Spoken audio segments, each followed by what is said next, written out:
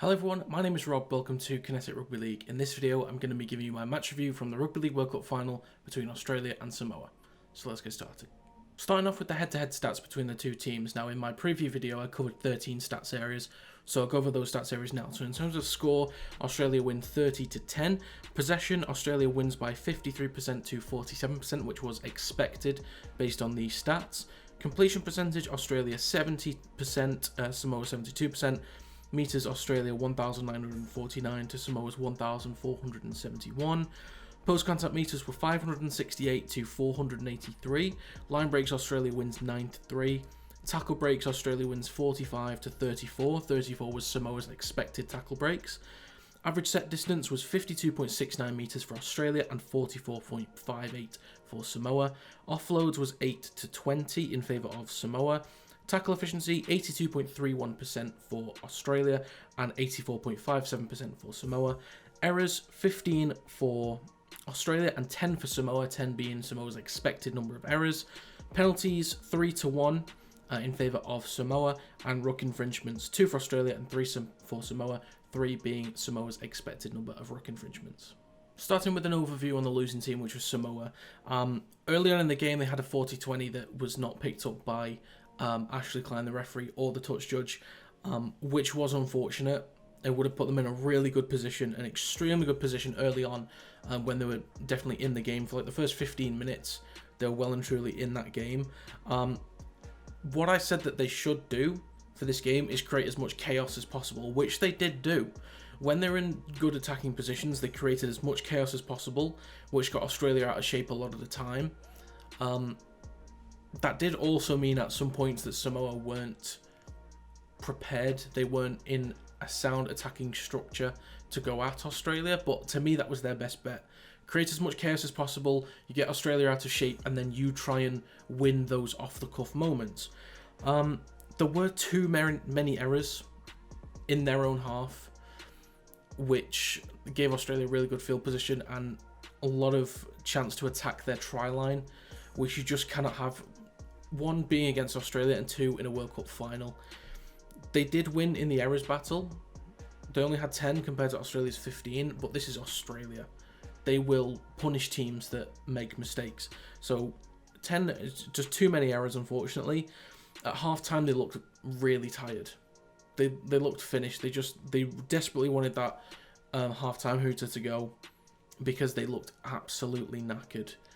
They'd put in a hard graft defending for a lot of that first half, but yeah, they looked out of it. The second half, the first 10 minutes was a little bit scrappy from both teams, but it looked like Samoa had like the slight edge, better field position, looked a little bit more threatening, spread the ball a lot better.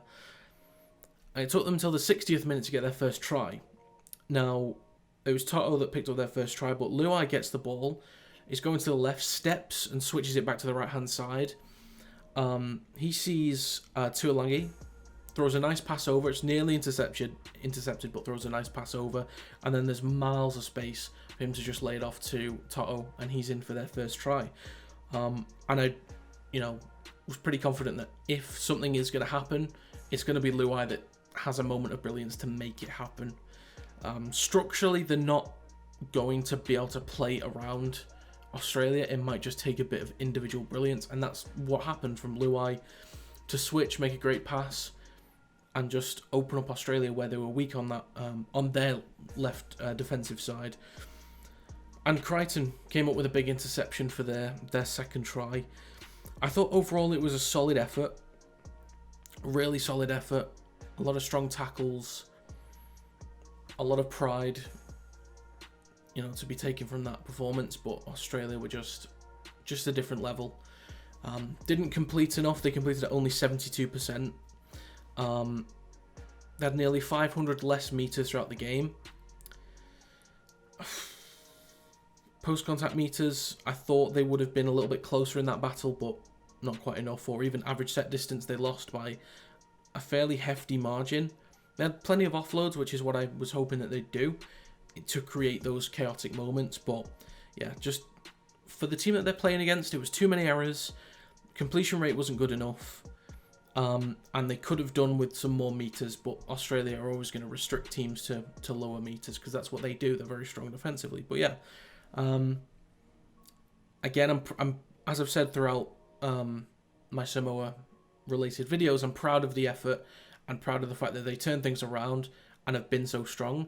This is what you would expect from them, given the players that they've got. They should be a team that it's not so strange for them to make the final, looking at the players that they've got.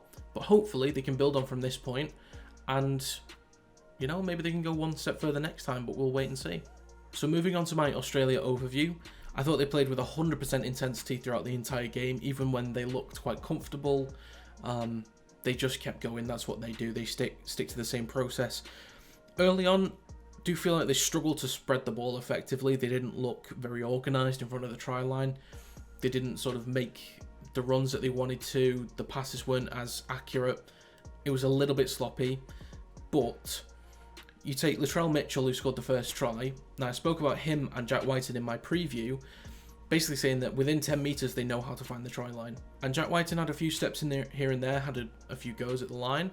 But Latrell Mitchell, doing what you expect from him, this is just typical of him, is breaking tackles, running between two players, breaking tackles, getting his arms free and putting the ball down, barging players over for a try. And that was, kind of what Australia needed. They weren't flowing the ball effectively enough, but just needed a moment of individual brilliance to kind of open up the game a little bit. Now, the second try, Josh Addo-Carr's pace helped tremendously with this. He spotted a gap in the defence, spotted somebody offside who couldn't touch him, so kind of used him as a bit of an obstruction for the Samoan defence. So I believe it was Lee Sal that was offside, and saw a gap in the defence and just went straight through it. With his kind of pace, he's difficult to stop. And you had James Tedesco supporting to his left-hand side, and he got his first of 2 tries in this game. After that, we move on to the sin bin for Angus Crichton. I think, for me personally, I'm not sure what I would have given at the time, but I can understand. In a way, it looks a little bit soft. It doesn't look like he goes to like jab him in the face with his elbow. But it's also in a dangerous position. So I can understand the sin bin, and I understand if it was just on report. But I think it was either way, to me, I could understand. But I think it was fair enough that he got the sin bin, but Australia dealt with it brilliantly. They got themselves a try. They didn't allow any tries. Excuse me. They did have a few mistakes here and there, which kept Samoa in the game. Scoreline-wise, not so much, but in terms of just the general feeling of the game, it kept Samoa alive, still gave them opportunities to attack the try line. So they had 15 errors. So they were lucky that, well, not lucky, but it's fortunate enough that they're so strong defensively that they can deal with that kind of pressure. But teams that were maybe a bit more structurally sound in attack would do a lot more damage. But defensively, this is what they do. They just deal with situations extremely well. It was a well-worked try for Tedesco. You had Hunt at dummy half passing the ball to the right. Cleary then passed the ball to the left to Munster. Munster back to the right to James Tedesco, and they're through the line. So the entire spine linking for that one try, and he goes straight through. And I thought Tedesco was brilliant. He had so much involvement in the game all over the park. I mentioned again in my preview about the way that they use Tedesco is a little bit like Joey Manu. He's athletic, he's pacey, he's strong, and he'll pick up extra meters from the kick returns. So when Samoa's chasing, they'll do more work just to bring him down. He's not going to hit the wall and drop straight away. He's going to find a way to sort of work his way in between 2 or 3 players, keep his legs moving and make those extra meters. And that's what he kept doing. Whether it was a kick return or whether he was just, the ball was passed to him from dummy half, or he was just running at the line, doing extra work, tiring the Samoan defences and the forwards especially. And fair play, he got man of the match. It made complete sense to me. I would have been fine giving it to possibly Munster, but Tedesco makes a lot of sense. He had a quality game, and yeah, congratulations to Australia. They were the best team throughout this tournament. So yeah, fair play to them. So that's going to be it for this video. If you have any thoughts on the Australia vs Samoa World Cup final match, let me know in the comments down below. If you enjoyed this video, feel free to leave a like and subscribe to the channel to stay up to date with new content. You can also follow the social media accounts in the description down below. Thank you very much for watching. I'll see you next time.